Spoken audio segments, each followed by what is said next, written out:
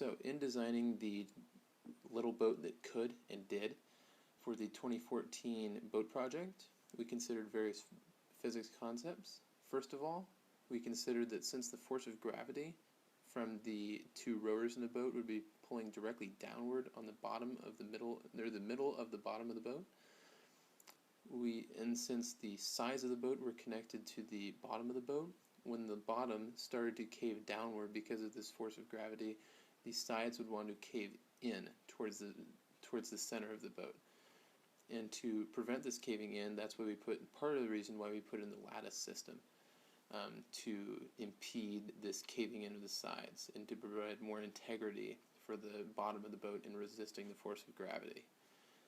Second of all, we considered the F-mile equation, which states that force is equal to mass times acceleration, and figured that in order to maximize acceleration rather, and so that we could get the most laps, we would need to minimize mass and maximize force of the rowers in the boat, which is why we decided to put Luke and Matt in the boat, which would be the lightest combination of rowers, while still maintaining a sufficient amount of power from rowing. We also in considering this F-mile equation, we decided, that's another reason why we decided to put the lattice in there, is that it provided lightweight support to make the boat just a little bit lighter to get that competitive edge.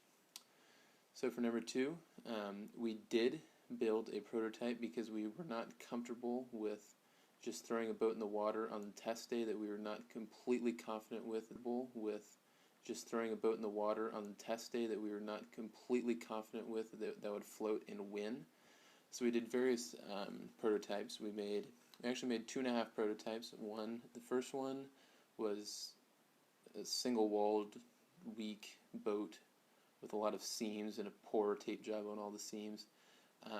As was in the video clip in the bloopers section of this presentation, the boat sank before 2 people could even enter the boat. The next was a kind of a half prototype because we tried to salvage the sunken boat by drying it out and then reinforcing it with duct tape, but this boat sank even faster than the first one. And then our third prototype was actually the alleged final that we built the Sunday before the first final day. And this had the double-walled. No, they didn't have double-walled. Yes, it did. This had a double-walled bottom, the lattice system, and then a deck on top with fewer seams and a lot better duct tape. We actually tested that boat the following Sunday. I believe that was the 7th or 6th. This boat floated for 21 minutes while Matt and Luke were both rowing. After 21 minutes, after 15 minutes it was going well. From minutes 15 to 21 it started taking on water. Or minutes 15 to 20 it started taking on water, and then in the last minute I began to throw soaking wet balls of cardboard at the boat to try and sink it. And then at the end I purposely sank it just to get Luke and Matt cold. Yes. So those were the prototypes we made, and after those 2.5 prototypes, we made the final, which was very, very similar to the last prototype that we made, but just reinforced all the sides and made a much more aggressive lattice system. And then for number 3, we decided on the design that we had for a number of reasons. We decided to put the lattice system in there to A, distribute our weight evenly throughout the boat, B, to prevent the sides from caving in if the bottom of the boat started caving down because of the force of gravity. And we decided also for the lattice system, we decided to use that because it would provide lightweight support for the bottom of the boat. We decided to curve / point the front of the boat and the back of the boat to help it cut through the water in a much more hydrodynamically optimal way to maximize speed. The front of the boat that we put in the water for the final ended up being a little bit more pointed than the back, simply because there was a defect in the cardboard. There's a little bit of a hole in the back that we needed to cut out, so therefore we had less material to work with. So that's why the back was a little less rounded. We double walled the deck, we double walled the bottom and sides of the boat to provide an extra layer of defense from water to getting into the lattice system, because we knew that once the water started entering the corrugations of the lattice system, the cardboard would quickly crumple because of the water in there.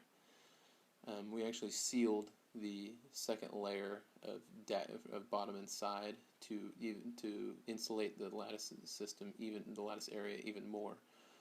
We also double walled the deck, which was the pieces of cardboard on top of the lattice, to provide more support for the lattice, because in the prototype we made, we found that we needed to step into the boat very, very carefully, or else the lattice would crumple. We made a much more aggressive lattice in the second one, because we did not want to risk having the lattice collapse, because as the lattice collapsed while it was in the water, speed went down, and we didn't want that to happen. So we made it actually a 25 by 5 slot lattice. And let's see, other aspects. We made cup holders for style points. We also put a USA patch on the front of the boat, because America.